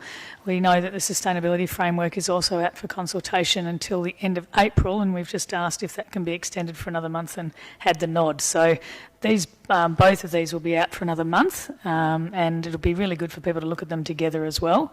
The sustainability framework obviously is not just about environment, that also touches on the social side and the financial side, so you can look at the budget in that context as well, our labour relations, all the social elements of sustainability as well. And this is very much on environment, and very, very front and centre is the emissions activities that we can take to work towards zero emissions. So that's goal 1, front and centre, and I feel like a former councillor when I say energy, waste, biodiversity and water. I think former councillor Tom O'Connor, that was his catchphrase for many years. So he'll be happy to see there 4 of the 5 goals, and of course the other one is very much in the council's remit with creating greener community spaces. So this is a really good all-encompassing strategy for the environment, and we want as many people as possible to give us feedback. Thanks, Madam Mayor. I'll close it at that point then. No, look, I've really enjoyed taking on this portfolio. Certainly have a lot to learn, but I'm really enjoying the practical aspects of the portfolio, and been getting some great feedback from the community on really practical approaches and measures. And what's not always obvious is that, the initiatives of strategy such as this are not always obvious that they have an impact on the environment. So we talk about how this will improve our performance in urban developments and our operations, including buildings and built assets and fleet, and that really resonates with me because with the industry that I'm in, we are engaged with fleet maintenance all the time, and you wouldn't always think about, rebuilding a machine or rebuilding an engine or a gearbox as having an impact on the environment, but in fact it does, because you're reusing parts, rather than throwing out and replacing with new. And there's more and more companies looking at that. Feedback that we spoke about today in our environment meeting with Councillor Mansfield about nappies and disposable nappies and reusable nappies, and it just goes on and on, the things you could look at to improve and reduce waste. We've also been getting great feedback from Geelong Sustainability with some of the initiatives that they have occurring in their space. So we thank everyone who has been feeding back to us up to this point, but now is the time to feed back like never before, because the draft strategy is out there for 8 weeks, and we'd really like to encourage the community to get back to us on what they think of it. Thank you, Councillor Contell. So I'll put this motion to the vote. All those in favour? Thank you. Those against? Carried. Item 6, similar related but extraordinarily distinctly different, is the Waste and Resource Recovery Strategy, moved by Councillor Nelson and seconded Councillor Harwood. Thank you, Councillor Nelson. Thank you, Madam Mayor. It certainly must be the Guy and Rodney show tonight. This is one of theirs again. I won't talk too much because obviously this is a new portfolio for me. I'll let more experienced councillors have their say. But what I will say is these are certainly exciting times to be in waste. They are. They really are, Pat. I love what I've been exposed to thus far. I do know that. What I do know is that I don't know much at all about waste, but what I've seen, I'm really impressed with about what this city is actually doing. And this strategy aims for the city to contribute to the circular economy. It has 3 overall goals developed with extensive community input over the last couple of years, or the last 2.5 years, and that's to avoid creating waste, to reduce waste by actively avoiding it, to recover more resources, to value that waste as a resource and recover more from it, as Councillor Contell alluded to before, and protect our environment to reduce the impact of waste, what that impact has on the environment. Proposed key actions over the life of the strategy include phasing out single-use plastics across the municipality in council-owned buildings, implementing a trial food organics collection service. What else can I talk about? Partnering with government agencies for things such as container deposit scheme. We know that the state government has finally decided to build one, which is fantastic, and that'd be really good if we could get the trial here in Geelong. I remember as a kid dropping off cans and bottles at the local deposit places, and that was good to get money as a kid. Apart from a paper run, that was good extra money, and it's great that the state government are getting involved in that, and hopefully that'll happen here in Geelong. And our ever popular hard waste, although that doesn't really fit into waste resources, but it stops people dumping rubbish, and we're spending an absolute fortune, as we heard tonight. Councillor Harwood and I heard tonight we're spending an absolute fortune on picking up dumped rubbish, and I wish people would stop doing it, because we really need to be responsible for what we bring into the house, because eventually it goes out of the house. So we really need to be more responsible with that. And I'll leave it up to further councillors to have their say, Madam Mayor. Thank you, Councillor Nelson. Councillor Harwood. Madam Mayor, I touched on the 3 main points that the overall goals. Obviously, avoiding creating waste. That's the easy one, you would think. We've become very prolific consumers, and quite simply, you go into a particular store and you buy a particular product. It's your product. You are responsible for it. Just because you put it in the bin or you put it out in the nature strip for it to be collected by somebody else, you created that waste, so you're responsible for it. It's someone else's problem that you've just pushed them onto. That waste still exists in our community, so we have to be able to deal with that. So I just think, and I think I've said this a few times before, just think if, when you're out there, do you have to buy the latest gadget? Do you actually need the particular things that you buy sometimes? And I think if you sit back and analyse it, you probably don't, or you can continue to use what you have or recycle, whatever it is. But I just think sometimes we consume far too much, and the responsibility lies with the consumer. And sometimes people don't take enough opportunity to get rid of their waste. The classic saying that one man's trash is another man's treasure. And the social media options today to get rid of things you don't want are unlimited. And there's always somebody who wants something. So I think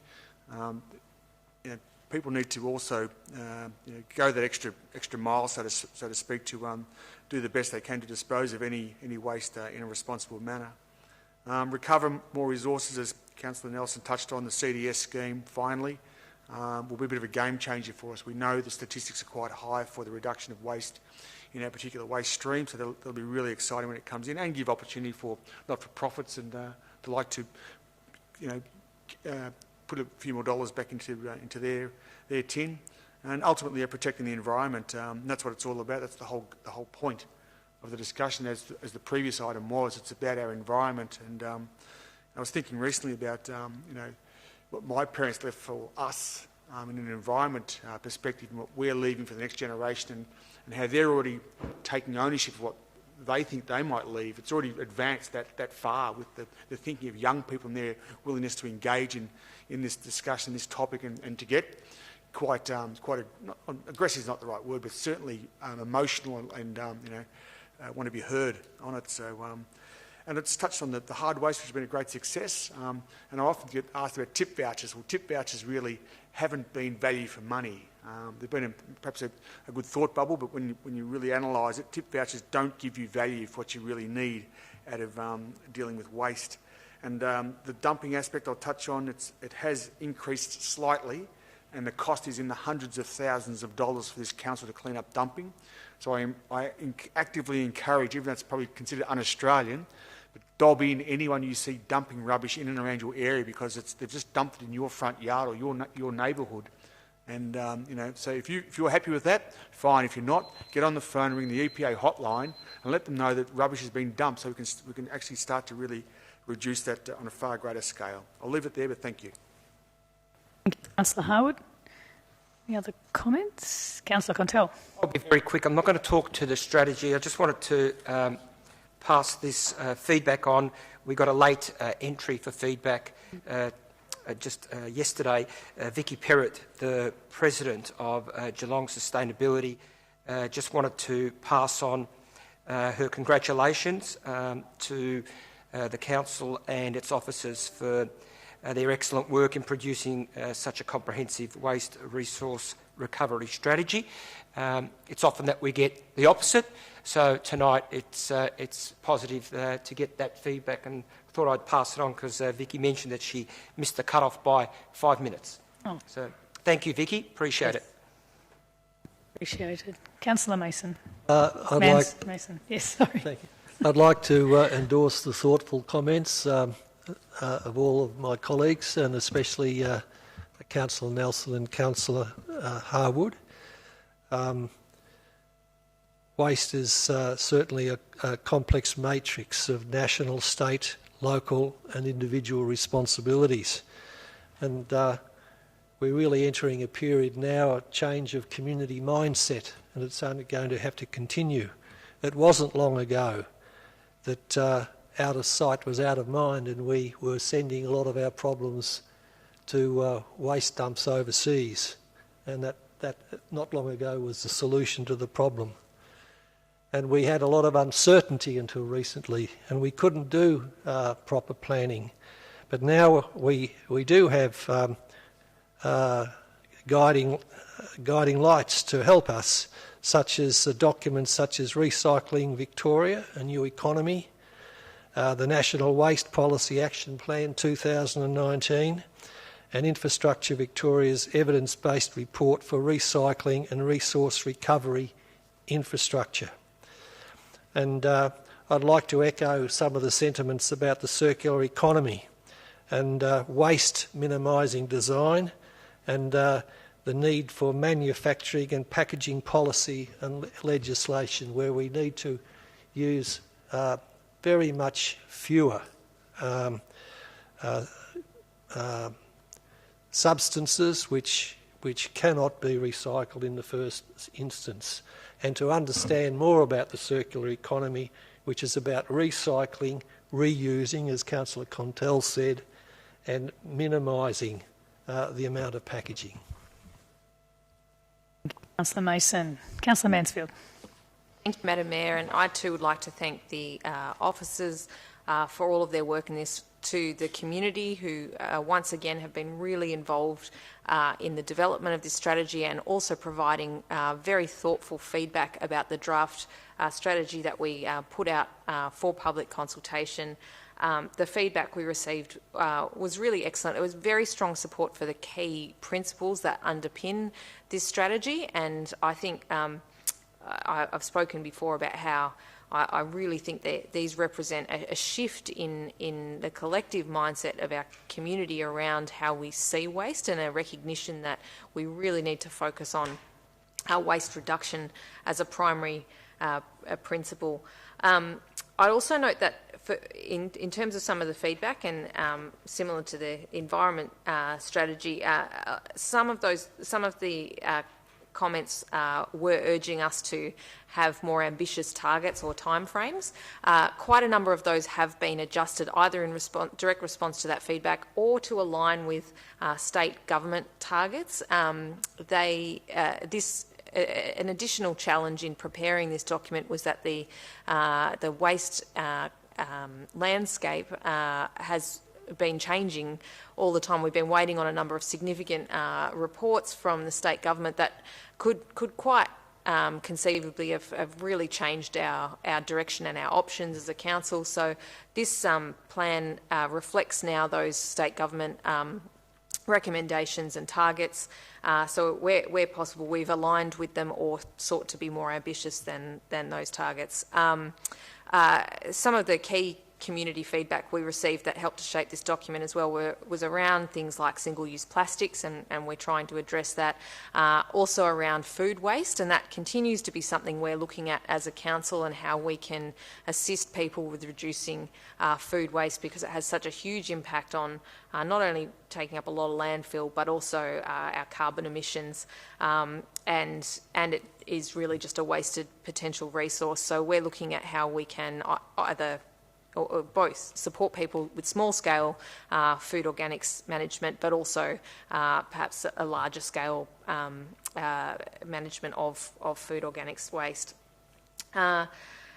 Finally, I guess I'd like to acknowledge that this document has really also been prepared in an environment where things have been changing all the time, and it's hard to remember, I think, now in light of the crisis we're currently facing, but last year one of the biggest crises we faced was the recycling issue, and I again would like to acknowledge the work of officers in navigating, helping us to navigate that process, and hopefully come out of it with a waste strategy that provides us with I think a path forward that is a bit more sustainable than the one we'd previously been on. Thank you, Councillor Mansfield. Councillor Murnane. Very, very quickly, happy to endorse all of the comments made, but one thing that is really I've noticed in recent times, and I think we'll see a lot more of it with the increase on online shopping, so the delivery of packages to homes is going to become more and more frequent.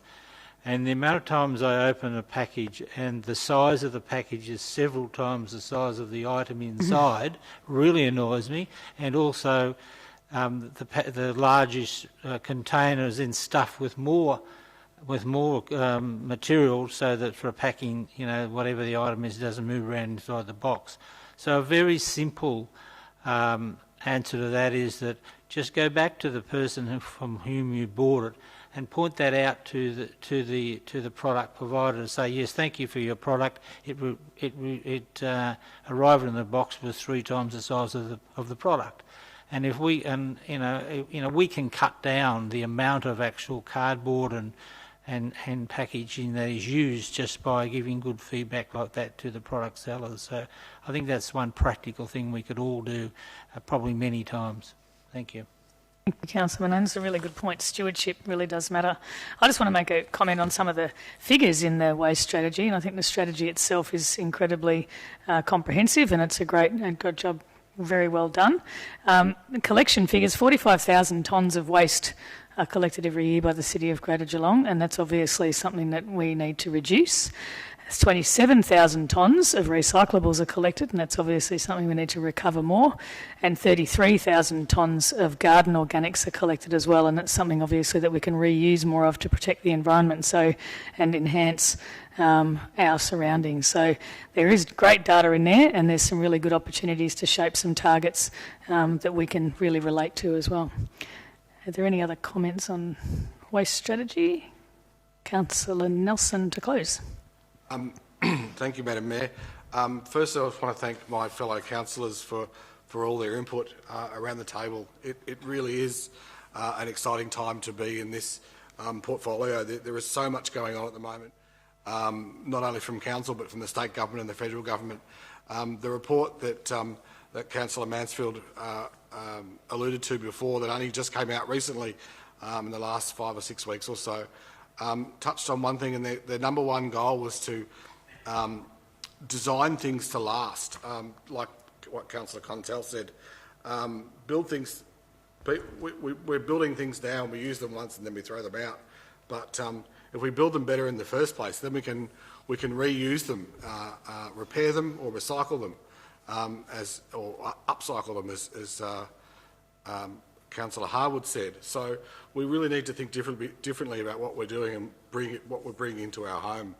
But I also think, as Councillor Mansfield also alluded to with regard to single-use plastics, Council has a responsibility to communicate to people what single-use plastics are, because most people think you can recycle coffee cups, and you can't recycle coffee cups.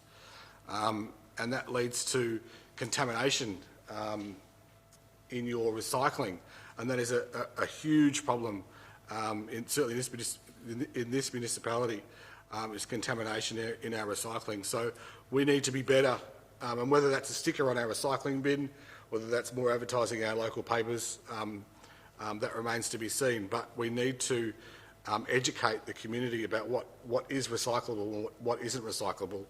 But we're getting better at that. You know, when I was a kid, we used to just burn everything in the backyard. We all had incinerators in the backyard. We just burn everything. So we've come a long way in a generation, and as Councillor Mason said, who knows what the next generation is going to be like. You know, it's just really exciting. I'm happy to be a part of it. One thing that is contaminating our community is hard with regard for dumping is mattresses, and we will soon be bringing mattresses into hard waste. So rather than dump it out on the train lines, you can call up and get the hard waste people to come and collect it. And on a final note, I was going to leave it to Councillor Harwood, but he didn't bring it up, so I will. A little bit of humour, but we're not. Please do not recycle your children, as the front of the paper, the front of the report says. Children aren't for recycling, so I'll leave it at that. Thank you for that helpful tip, Councillor Nelson. A little bit more of the COVID pandemic response, and people might be recycling their children. Okay, put that one to the vote. All those in favour? Thank you. Those against? Carried. Thank you. Now, opportunity for more about plastic wires, and this is Councillor Mansfield's baby. So, item 7, plastic wires program, to be moved by Councillor Mansfield, seconded Councillor Nelson. Councillor Mansfield, the floor is yours. Thank you, Madam Mayor. And look, I know we've already spoken quite a bit about waste and single-use plastic, so I don't want to, and I'm conscious of the time, don't want to speak for too long about this, but I'd again like to thank officers for their work on this. This was a notice of motion that came before Council way back in August 2018. It was really a response to the strong community feedback we were receiving about concerns about single-use plastics within the municipality, and calling on Council to address our own use of single-use plastics as an organisation, as well as looking at what we could do to reduce single-use plastics more broadly within the community, particularly in things like events that require council permits or held on our lands, as well as plastic use within our various facilities. What started, I think it probably sounds like a fairly straightforward project to go in and remove all the single-use plastics, but it's actually quite a complex endeavour, particularly in an organisation as big as ours and as complex as ours. And our officers have done a really fantastic job of collecting information, analysing it, and making evidence-based recommendations. And that started with an audit of single-use plastics and waste across all parts of our organisation, a review of our, for example, events application forms and advice that we provide people who are planning events within the community. It also entailed, and this is one of the more exciting parts of our plan, is a review of our procurement policy and sustainable buildings policies. And those two items in particular have the potential to have a really big impact on our generation of single-use plastics. Those policies are being reviewed and wording updated to include some compulsory aspects around single-use plastics. And so that should make a big difference to what we're doing as an organisation. We know that single-use plastics are a major contributor to environmental damage, particularly on our beaches. As a coastal municipality, we have a lot of coastline to protect, a lot of wildlife biodiversity that's impacted by plastics, and so hopefully this initiative, while it won't completely rid the municipality of single-use plastics, will make a dent in it. It also involves working in partnership with other groups who extend out more broadly into the community with education and efforts to reduce single-use plastics beyond what council can do themselves. So I think this is a really important piece of work. There's more work to be done, including the developments of a plastic-wise policy, which will then inform further actions. But I think this is a great piece of work. Thank the officers for what they've done with this, and look forward to hearing what fellow councillors have to say about it. Thank you, Councillor Mansfield. Who did we have as seconding? Councillor Nelson, would you like to go now? Thank you, Madam Mayor. No, I won't speak any further, mindful of the time and that we need to get these agenda items done. Other than thank you to Councillor Mansfield for bringing this up back in 2018. It does extend from what we were talking about just before, so I'll leave it at that. Thank you, Councillor Nelson. Any other comments? Councillor Mason. Very quickly, thank you to everyone involved in this. And I'd just like to add that not only is, as Councillor Nelson mentioned, it's contamination-free cycling, it's total contamination of the environment and the sea. And this single-use plastic has entered the food chain, so much so it's affected fish and birds and actually ultimately entered our own bodies in microparticles. And I am heartened that plastic-wise, there are some community organisations that are already plastic-wise. We don't have to force it on anybody. For example, the Celtic Festival in Port Arlington last year were very much using a plastic-wise policy, and I'd like to see, I'm sure this is going to happen more and more with our public events. Thanks, Councillor Mason. Any other comments? Councillor Murray. Thank you, Madam Mayor. Very quickly, and I thank Councillor Mansfield for bringing this before us, and what we have here is the Plastic-Wise program. And I just wonder, we have to take a leadership role, the council, and whether it could even have been stronger. I know it's about discouraging the single-use plastics, and I think that will come, but I'm talking, I think, especially for events where we just take that step and ban them altogether. But this is a start, and I look forward to what policy comes before us in the future. Councillor Murray. Any others? I'd also like to thank Councillor Mansfield for all your work on this and for championing it. And I think it's a really good positive step. So, thank you. Would you like to close? Yes. Yes, thank you, and thank you to my fellow councillors for their comments on this one. I'd like to acknowledge that what Councillor Murray has said about whether, again, we could go harder with some of our targets here and the timeframes, and also with requirements, say, on event organisers, whether we take a harder line stance. And I certainly have explored that one. And I guess one of the things that officers became aware of in their research around this is that sometimes there can be unintended consequences from implementing policies particularly before, for example, an event organiser might be ready, and instead of using single-use plastics, they'll use a substitute that is, for example, biodegradable plastics, which it turns out can actually be more of a problem, or at least as much of a problem as single-use plastics. They might be biodegradable, but they take a very long time to break down, and they break down into lots of tiny little pieces that are still plastic in the environment. And so we need to ensure that we're not creating incentives to do things that aren't that sustainable, or perhaps even less sustainable. So this approach was felt to be the best one, but I totally agree with you. There's no harm in setting our, trying to get things done a bit harder. Yeah, and as Councillor Mason has pointed out, there are there are events that have shown that it can be done with the support of excellent community organisations and volunteers who've shown what can be done with a bit of imagination and effort and passion. So I'll leave it at that one, and thanks once again to everyone who's been involved. Well done. Thanks, Councillor Mansfield. I'll put that one to the vote. All those in favour? Councillor Aitken, are you paying attention? Councillor Aitken. Ali. Tap him. All those in favour? Thank you. Those against?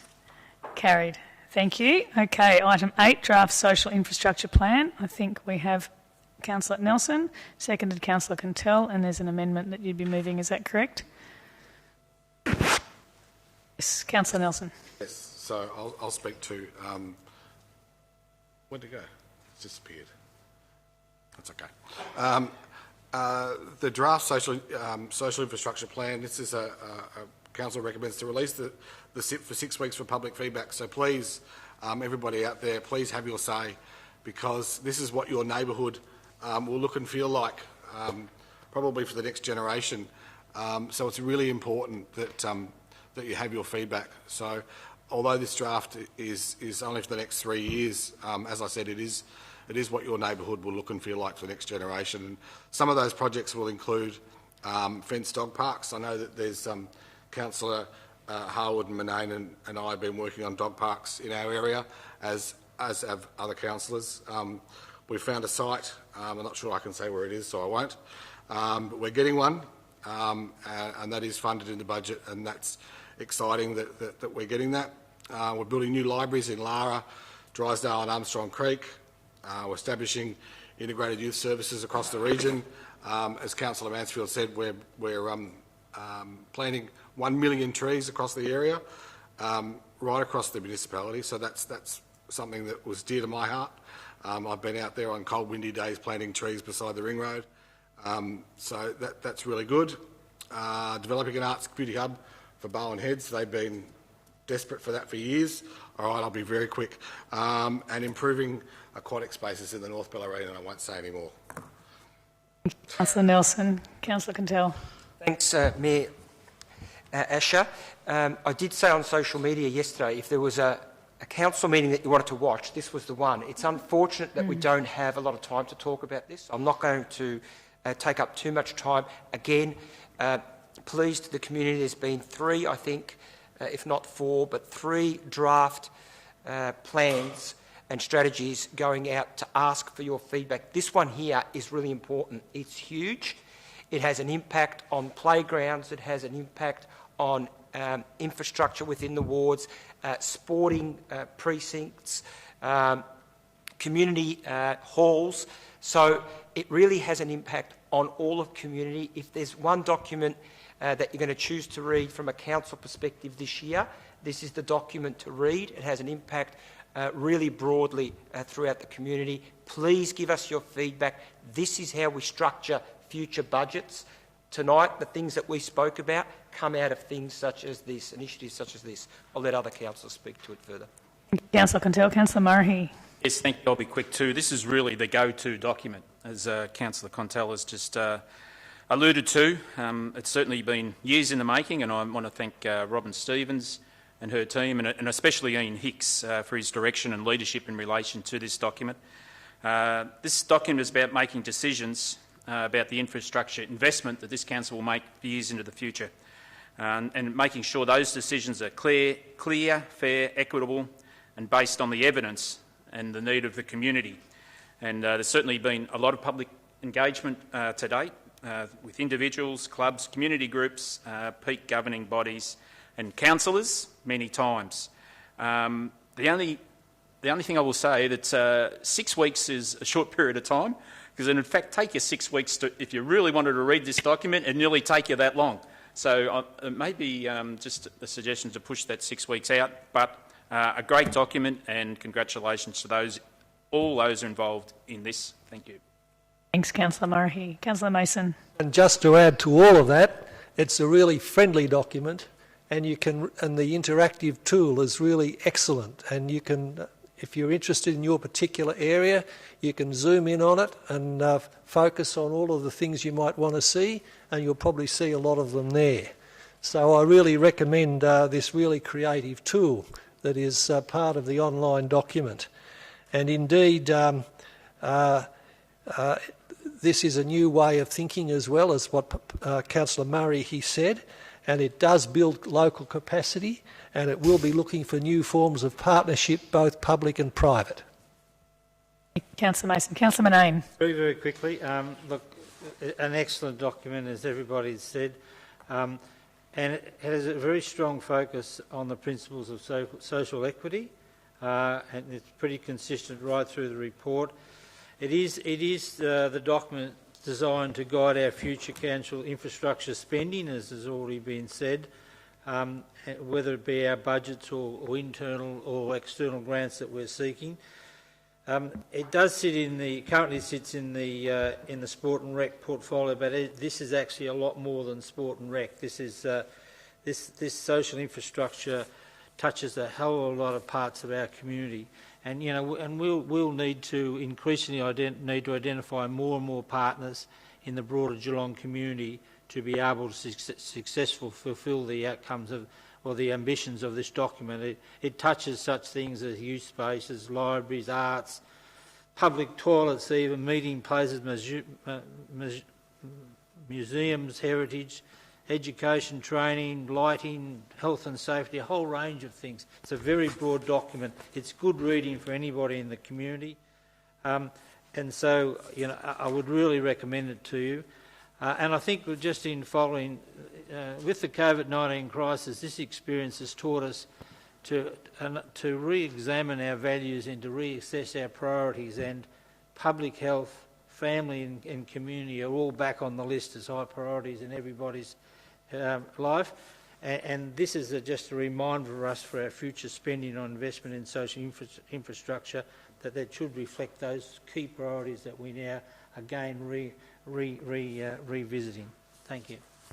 Councillor Manane. Councillor Sullivan. Yep. We haven't got much time.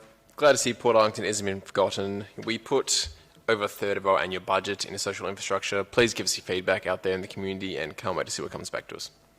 Thank you, Councillor Sullivan. That's geelongaustralia.com.au/have your say. That's where you have your say, ironically enough. Okay, that's it. Councillor Nelson to close. Madam Mayor, as Councillor Aitken said, this budget is for the City of Greater Geelong is $560 million, and a third of that, so around $200 million, will be spent on social infrastructure. So, as I said before, please have your say, because this is what your neighbourhood will look and feel like in the next generation. So please have your say. Thanks. Well said, everybody. I'll put that to the vote. All those in favour? Thank you. Those against? Carried. Okay, last two. Section C, the Assembly of Council. May I please have a mover? Councillor Sullivan. Seconder, Councillor Mason, for the Assembly of Council. All those in favour? Thank you. Those against? Carried. And last item, Section D, Planning Delegations. May I please have a mover? Councillor Sullivan. Seconder, Councillor Grisbeck, for the planning delegations. All those in favour? Those against? Carried. I declare the meeting closed at 8:58. I'll just, the confirmation of minutes from the previous meeting, I'm not sure we did that. Might be right. That was one I skipped. Good eye, Councillor Murray, and lucky we've got those 2 minutes up our sleeve. Can I please have a mover and seconder for the minutes for the meeting March 24, was it? Councillor Contell to move. Councillor Mason to second. Thank you. Those in favour? Those against? Carried. Good pick up. Thank you. So 8:59. Declare the meeting closed.